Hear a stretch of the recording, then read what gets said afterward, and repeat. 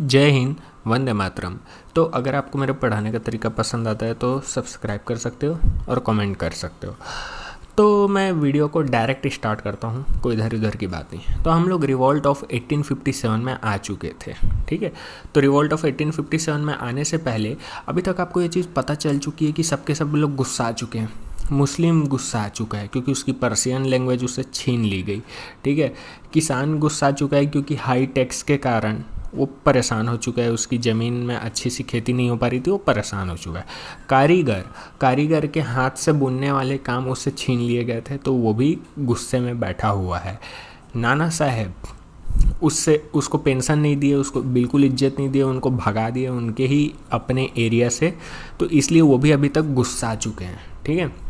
तो ऐसा कर करके अभी तक सबको दिक्कतें हो चुकी है। अब रिवॉल्ट ऑफ 1857 ऑलमोस्ट स्टार्ट होने वाला है। इसके साथ में हम लोग कुछ कॉजेज़ जानेंगे कि रिवॉल्ट ऑफ 1857 हुआ क्यों, ठीक है। बट उससे पहले कुछ छोटा मोटा कॉन्सेप्ट को हम समझ लेते हैं। तो देखो, एक थ्योरी है ड्रेन ऑफ वेल्थ थ्योरी, जिसे दादा भाई नौरोजी दिए थे, ठीक है। दादा भाई नौरोजी को आप सभी जानते होंगे। इन्होंने बोला था ड्रेन ऑफ वेल्थ थ्योरी। देखो, जो ब्रिटिश लोग हैं उन लोग क्या करते थे, शुरुआत में क्या हो रहा था, देखो यहाँ से अपन इंडिया से कॉटन उगा रहे हैं, और कॉटन उगा करके इन लोग कपड़े कहाँ बेच रहे थे, इंग्लैंड में बेच रहे थे, मतलब इंडिया से इंग्लैंड में बेच रहे थे। अब जब पैसा बेचेंगे, कपड़े बेचेंगे इंग्लैंड में, तो फ्री फंड में थोड़ी बेचेंगे भैया, उनको तो चाहिए होगा पैसा। तो इंग्लैंड से पैसा आता था। पैसा का मतलब बुलियंस, उस समय बुलियंस का ज़माना चलता था। बुलियंस ऐसा होता था कि जिसके पास बुलियंस है, जिसके पास एकदम हीरे सोने इस टाइप के आइटम है, ठीक है, वो बहुत ही अमीर कहा जाता था। तो क्या हुआ, जब आप यहाँ से कॉटन से बने कपड़े को आप जब इंग्लैंड में बेच रहे हो, तो इंग्लैंड से आपको बुलियंस मिलने लगे। बुलियंस जब इंग्लैंड से इंडिया में आने लगा, तो इंडिया में बुलियंस की तादाद ज़्यादा होने लगी, ठीक है। यहाँ पे ब्रिटिश क्वीन को खटका चीज़ कि भाई अपन क्या बेवकूफ़ी कर रहे हैं भाई। जिसके पास बुलियन होता है वो बहुत ही अच्छे कंडीशन में होता है, अमीर टाइप से रहता है, ठीक है। हम लोग ये इंडियन पे बर्बाद क्यों कर रहे हैं, ठीक है। तो उसके बाद उन लोग एक ड्रेन ऑफ वेल्थ थ्योरी लाते हैं। एक्चुअली ये दादा भाई नौरोजी का कहना था। ड्रेन ऑफ वेल्थ थ्योरी का ये कहना था कि यहीं से पैसा उठा करके यहीं पे बेच देना, ठीक है। तुमसे ही कॉटन लेंगे, तुमसे कॉटन एकदम सस्ते दाम में ले लेंगे, और उसके एक मस्त कपड़े बना करके तुमको ही एकदम 10 गुना 3 गुना दाम में बेच देंगे। मतलब तुमसे ही अपन मटेरियल लिए एकदम कम दाम में, और तुमको ही अपन चेप रहे हैं, और यहाँ का पैसा को उठा करके अपन इंग्लैंड ले जा रहे हैं। मतलब यहाँ का सोना को उठा करके अपन इंग्लैंड ले जा रहे हैं। ये ड्रेन ऑफ वेल्थ थ्योरी था। अब जैसे ही अपन रिवॉल्ट के आसपास बढ़ते जा रहे हैं, तो यहाँ पे डलहौजी के बारे में जानना ज़रूरी है। डलहौजी के बारे में जानना बहुत ज़रूरी है। ये पगलेट आदमी 1848 से 1856 के बीच में गवर्नर जनरल ऑफ इंडिया के पोस्ट पे रहा। उस टाइम यही पोस्ट चल रही थी, गवर्नर जनरल ऑफ इंडिया, ठीक है। तो ये आदमी के टाइम में बहुत ज़्यादा डेवलपमेंट हुए हैं, मतलब एक्चुअली अच्छे डेवलपमेंट इसके टाइम पे हुए हैं, और बहुत सारे पंगे भी किए हैं, और बहुत सारे पंगे छोड़ करके गया है इस भाई साहब के लिए, कैनिंग के लिए। वो कैसे, जो डलहौजी है बहुत लफड़ा किया भाई, बहुत रिलीजियस मैटर में कूदा, बहुत ही तंग किया लोगों को, ठीक है। और जब रिवॉल्ट का टाइम आया तो ये भाग गया, यहाँ से भाग गया, और कैनिंग बन करके आया गवर्नर जनरल ऑफ इंडिया। तो अगर मैं आपसे पूछूं last governor general of India कौन है, तो वो कहलाएगा कैनिंग। अब मैं लास्ट क्यों बोल रहा हूँ, last governor general of India इसलिए बोल रहा हूँ क्योंकि इसके बाद इस पोस्ट को एबॉलिश कर देंगे और एक नई पोस्ट बन करके आएगी वायसराय की, ठीक है।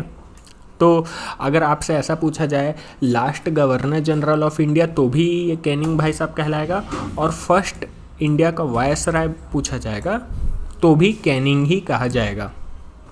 लफड़ा करके गया था डलहौजी, बट सर फूटेगा इस दरिंदे के सिर में, ठीक है। मतलब अब इसकी वाट लगेगी कुल मिला करके, क्योंकि ये रिवॉल्ट के टाइम आकर के खड़ा हो गया है।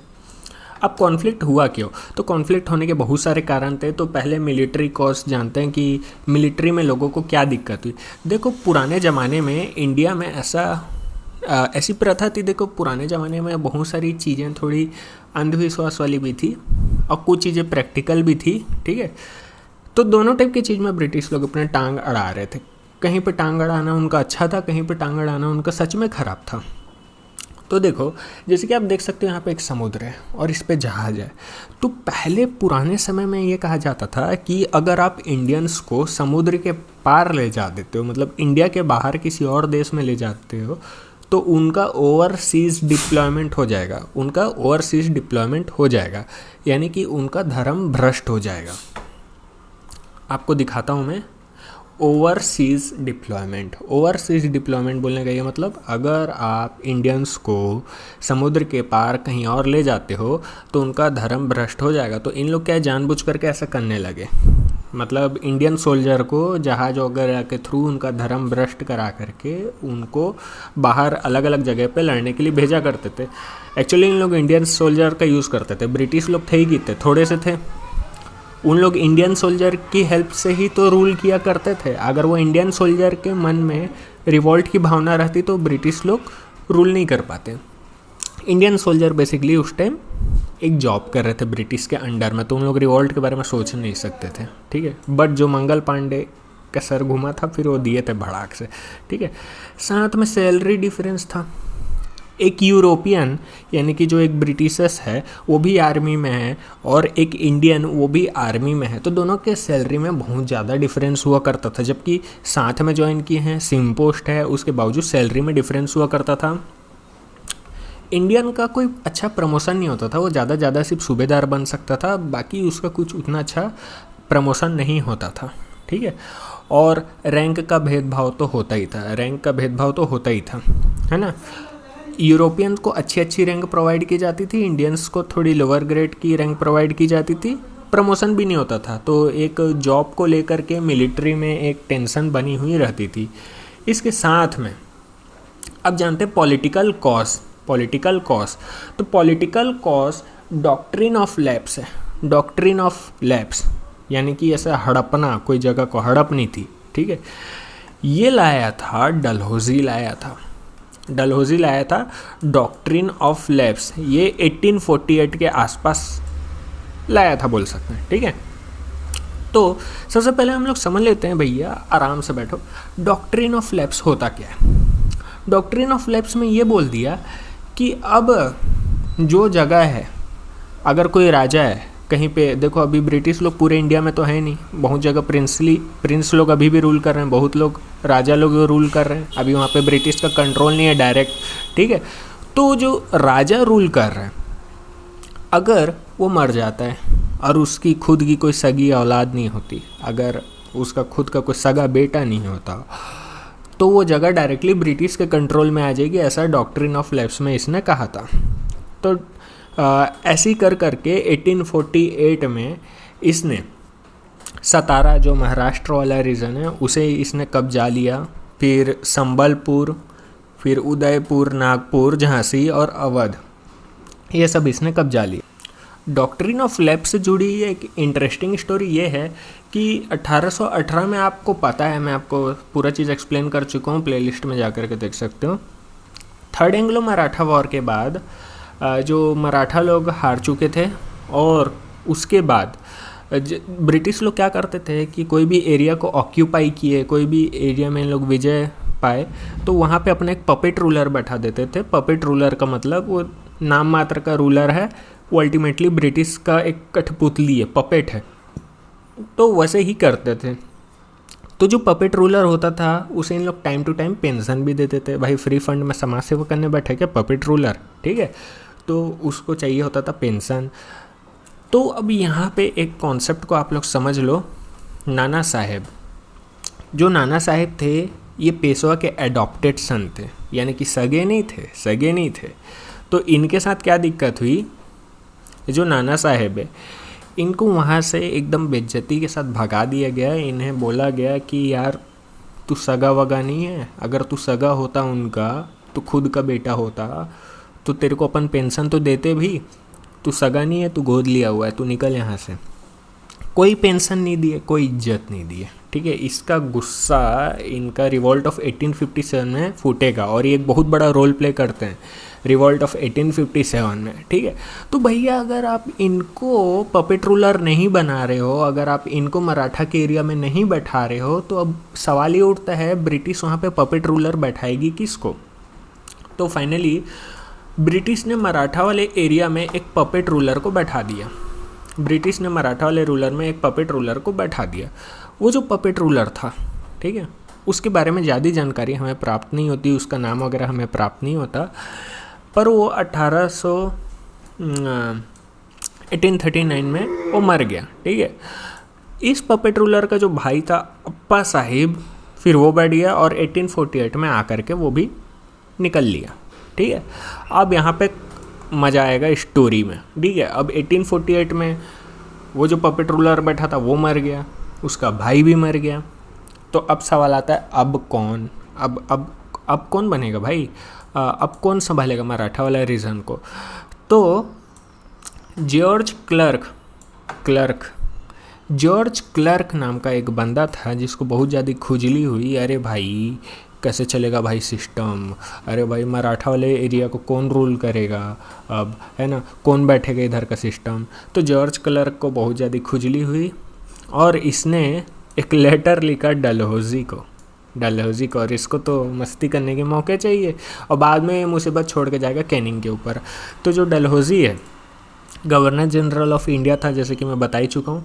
तो इसको लेटर मिलता है, ये लेटर को ऐसे पकड़ के पढ़ता है, अच्छा भाई अच्छा, मतलब अगर कोई एरिया, तब इसको एक आइडिया आता है भाई कि ऐसे तो मैं किसी का किंगडम हथिया लूँगा।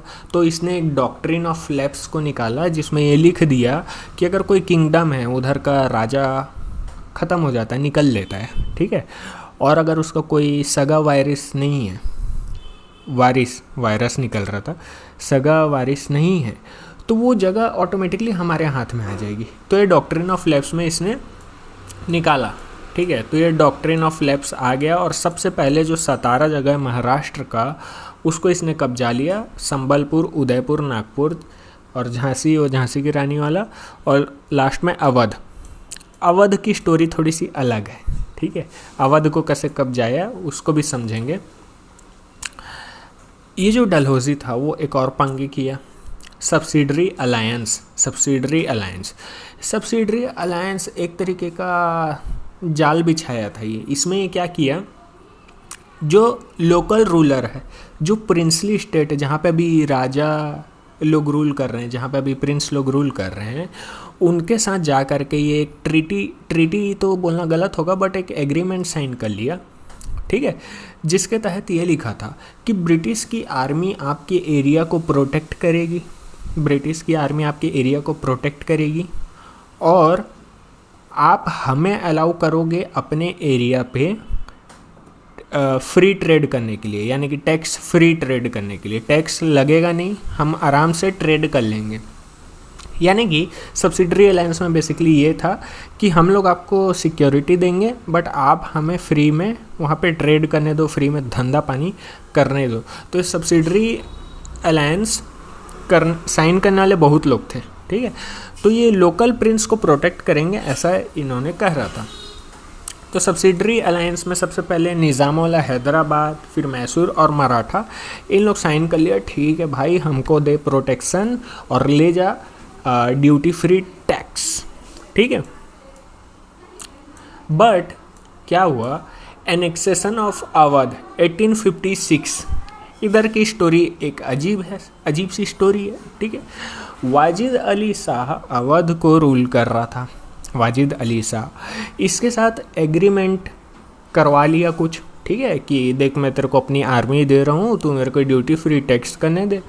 साथ में कुछ एक पॉइंट तोड़ मड़ोड़ के लिखा था कि अगर सिस्टम अच्छे से नहीं चलेगा तो हम लोग अपने हाथ में कंट्रोल को ले लेंगे। तो वही हुआ, जब इनको कब्जाने का मन हुआ तो इन लोग बोले कि मिस गवर्नमेंट, भाई तू ठीक से चला वाला नहीं पा रहा, तो सिस्टम हम लोग को दे दे। तो मिस गवर्नमेंट की आड़ में ब्रिटिश ने अवध को एनेक्स कर लिया। वाजिद अली साहब परेशान हो गया, ठीक है, उससे भी छीन लिया, कुछ नहीं कर पाया भाई, एग्रीमेंट में लिखा था। अब उन लोग एग्रीमेंट कुछ भी बोल के चेप दिए, ये उस टाइम ध्यान नहीं दिया। फिर उसके साथ में रिवॉल्ट ऑफ 1857 होने का एक इकोनॉमिक कॉस्ट तो था ही, क्योंकि जो किसान लोग हैं उन लोग से बहुत ज़्यादा हाई टैक्स लिया जा रहा था, किसान लोग से बहुत ज़्यादा हाई टैक्स लिया जा रहा था, तो उनके अंदर में भी तो गुस्सा आएगा ना।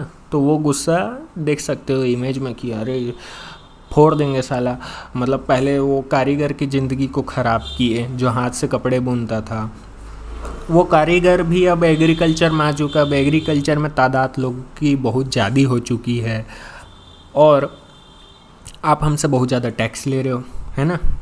उधर जमींदार और वो मनी लैंडर ये सब परेशान कर देते हैं इन लोगों को। और यहाँ पे मैं आपको सिस्टम बताया था कि 3 सिस्टम आए थे, परमानेंट सेटलमेंट 1773 में, फिर रियोतवारी सिस्टम 1820 में, फिर उसके बाद महलवारी सिस्टम 1822 में। ये 3 लैंड रिफॉर्म के सिस्टम आए थे जो कि पूरा किसान लोग को लूट दिए थे। तो ये किसान लोग का गुस्सा। उसके बाद समझते हैं सोशल कॉस्ट।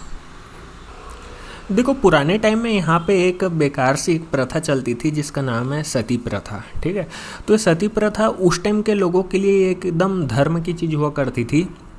मतलब आज तो हम लोग को ये चीज़ पता है कि ये चीज़ बहुत ज़्यादा गलत है, बट उस टाइम ये रिलीजन का पार्ट था। और अगर इस पे कोई इंटरफेयर करे तो ये यहाँ के स्थानीय निवासी यानी कि हिंदू लोग को बिल्कुल भी पसंद नहीं आता था, क्योंकि ये उनका कल्चर था।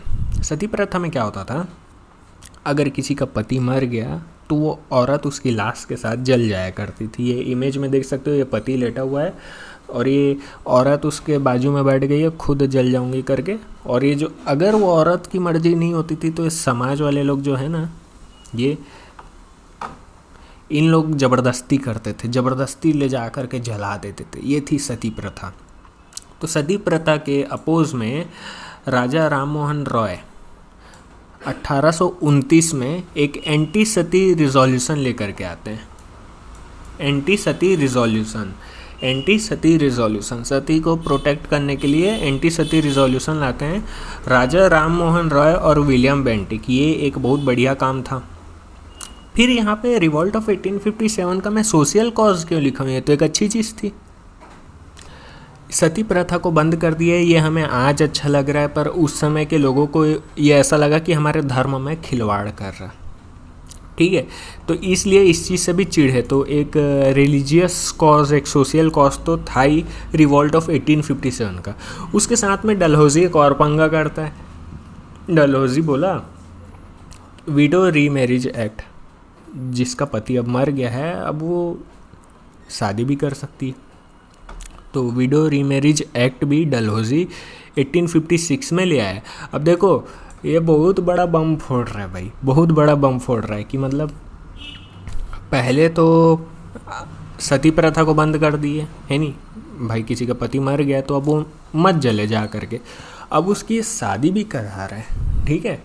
तो ये यहाँ के लोग को कहाँ पसंद आएगा, वो उन लोग तो एकदम आग बबूले हो जाएंगे भाई, मतलब हद, मतलब अत्ती मचा रहे हो तुम करके।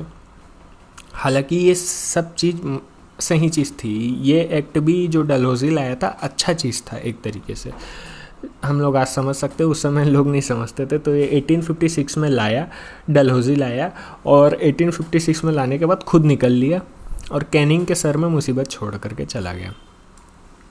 और रेशियल डिस्क्रिमिनेशन करते थे, मैं गोरा, वाइट मैन बर्डन, मेरे को तुम खुश रखो, ऐसा वाला चीज़ इन लोग का था थोड़ा सा, मतलब गोरा काला का भेदभाव करते थे, ठीक है।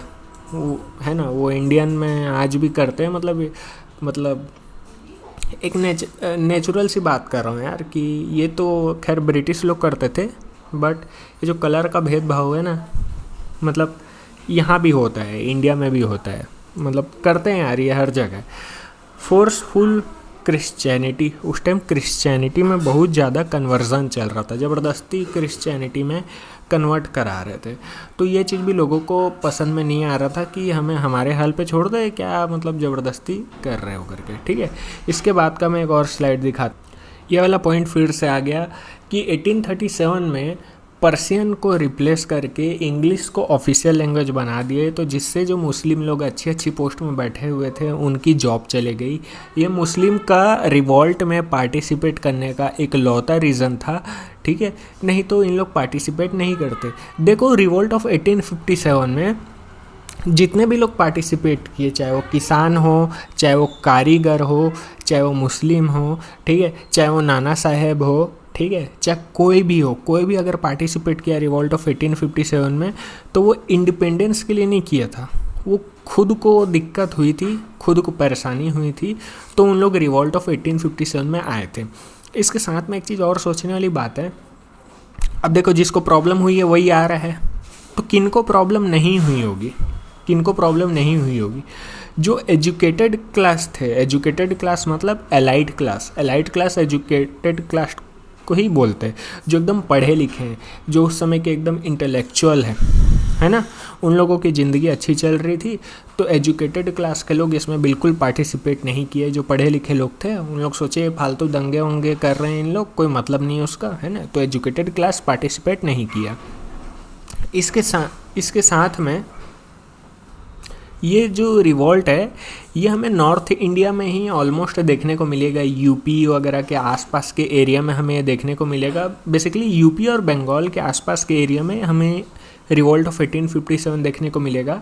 साउथ के रीजन में ये नहीं होने का एक कारण ये है कि साउथ में अभी राजा महाराजा लोग भी हैं और वहाँ पे अच्छी अच्छी इंडस्ट्री लग गई है और उस इंडस्ट्री से एम्प्लॉयमेंट आया है, जिससे किसी को तकलीफ़ नहीं हो रही बल्कि सबको फ़ायदा हो रहा है। मतलब जो साउथ के रीजन में है वो भी अच्छे से रह रहा है, उसका घर गृहस्थी अभी अच्छा चल रहा है। तो जब तक उनका सिस्टम अच्छा चलता रहेगा वो लोग क्यों फालतू ब्रिटिश का सर फोड़ेंगे।